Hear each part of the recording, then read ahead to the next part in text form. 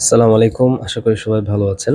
আ আজকে কয়েকদিন ধরে আ আমার কাছে অনেকগুলো কোয়েরি আসছিল এবং আমি a prospective Bangladeshi students planning to study abroad এই গ্রুপের ৬,৫০০ মেম্বার হওয়াতে সবাইকে অভিনন্দন জানাচ্ছি।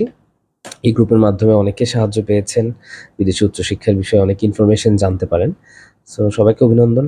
আমার নিজেকেও অভিনন্দন যেহেতু আমি এটার ফাউন্ডার মেম্বার। সো আজকে টপিকটা হচ্ছে ইউকেতে যাওয়া পর্যন্ত আপনার যাবতীয় যত খরচ আছে সবগুলো নিয়ে আমরা একটা রাফ আইডিয়া দেওয়ার চেষ্টা করব।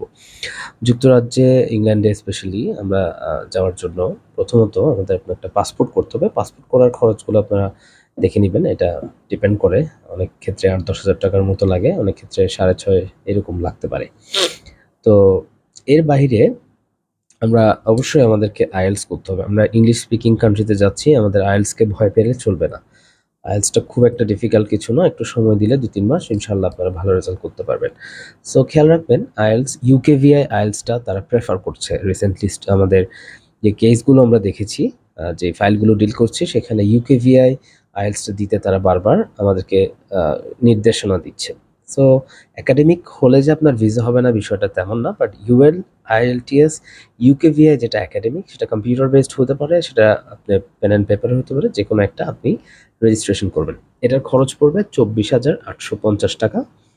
আর একাডেমিকটার খরচ পড়বে ২২,৫০০ টাকা। এরপরে প্রসেসিং ফি। এখন আপনি যদি কোনো এজেন্সির মাধ্যমে এপ্লাই করেন সেক্ষেত্রে ১০,০০০-২০,০০০ টাকা খরচ হতে পারে। আবার চাইলে আপনি নিজেও করতে পারেন। এটা কোনো বাধ্যবাধকতা নেই। তো এটা মাথায় রাখবেন। এটা হলো আপনার পরবর্তী স্টেপ। তারপরে আপনার ব্যাংক স্টেটমেন্টের জন্য আপনাকে আ টাকা-পয়সা রাখতে হবে। সেটা UKVI ওয়েবসাইটে 28 ডেজ বলে, বাট আমরা দেখেছি যে সেটা ২ মাস থেকে ৩ মাস রাখতে পারা বেটার। মিনিমাম ২ মাস রাখতে পারলে বেটার। তো সেখানে আপনি FDR রাখতে পারেন। আপনার আ ব্যাংক সেভিংস থাকতে পারে। আপনার যেকোনো লিকুইড ফান্ড সেখানে দেখাতে পারেন আরকি। তো ব্যাংক স্টেটমেন্ট এর পাশাপাশি আপনাকে দেখাতে হবে হচ্ছে আপনাদের আ এটা ইউকের ক্ষেত্রে নেসেসারি না, বাট এখানে বাংলাদেশে যদি আপনার টাইসটা দেখাতে পারেন, স্টেটমেন্ট অফ পারপাসে লিখলেও হয়।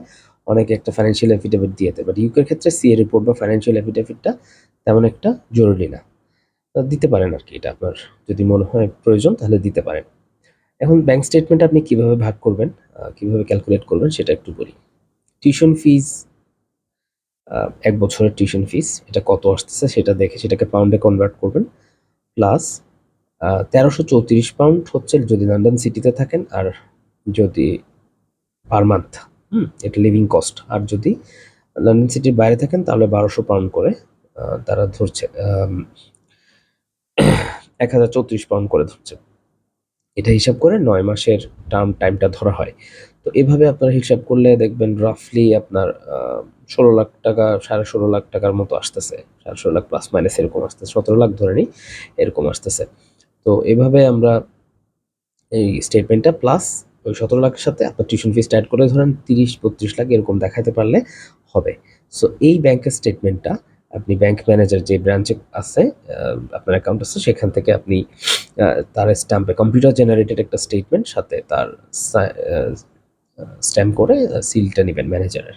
তো এই গেল আপনার পরবর্তী খরচ। এরপরে আসতেছি আমরা IHS ফি। IHS ফিটা হচ্ছে সেখানে ন্যাশনাল ইন্স্যুরেন্স। আপনি অসুস্থ হলে যে মেডিকেল খরচটা দিবেন এটা আপনার ভিসা অ্যাপ্লিকেশনের সময় আপনাকে দিতে হবে।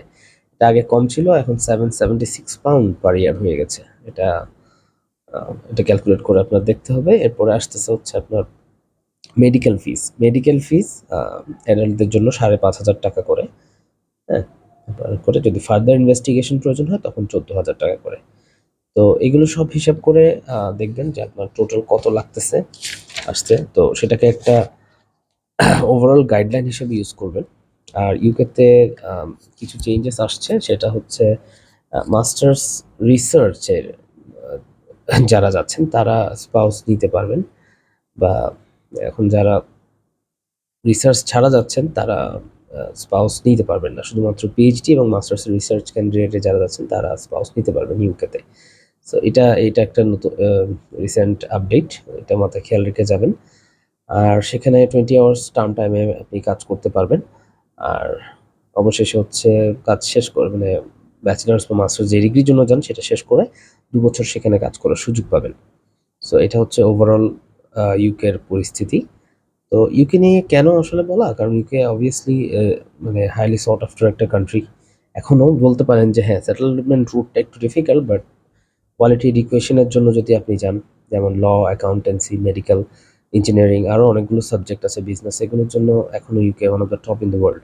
সো ইউকে ডিগ্রি পড়াশোনা করে যে ২ বছর সেখানে কাজ করে অন্য কোথাও যেতে চান, সেটা একটা অপরচুনিটি হবে। আমার অনেকগুলো ফ্রেন্ড আছে, ব্যাচমেট আছে যারা ইউকেতে ব্যাচেলর শেষ করে ক্যানাডাতে গেছে, অন্যান্য কান্ট্রিতে গেছে।